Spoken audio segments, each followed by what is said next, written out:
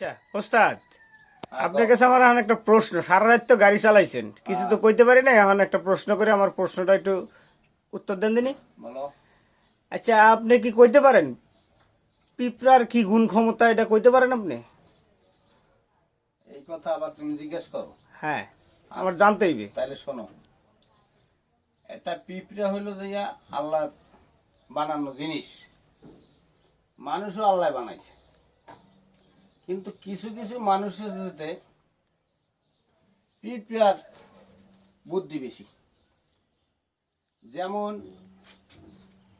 পিঁপড়া 100 মাইল দূর থেকেও ঘ্রাণ শক্ত পারে যে ওই জায়গায় কি আছে, সেই জায়গার থেকে আহার সংরক্ষণ করে আনিয়া বাসায় রাখে বাল বাচ্চা খাওয়ানোর জন্য।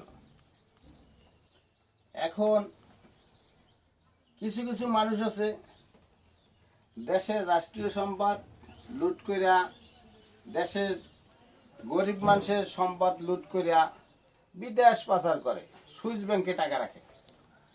তারা এদেশের জন্য কিছু করে না।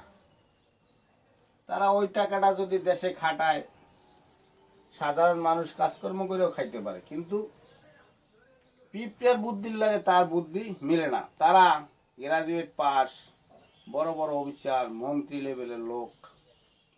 কিন্তু সাধারণ একটা পিঁপড়ার যে বুদ্ধি, ও 100 মাইল দূর থেকেও তোমার আহার আইনা বাসায় রাখে জমা করে বাচ্চা কাচ্চা খাওয়ানোর জন্য। বাচ্চা কাচ্চা খাওয়ার পরে যদি কিছু উপরে আশেপাশের পিঁপড়ারাও খায়। কিন্তু আমরা মানুষ হইয়া মানুষের সম্পদ লুট করে ব্যাগ বইরা সুইচ ব্যাগে টাকা রাখি।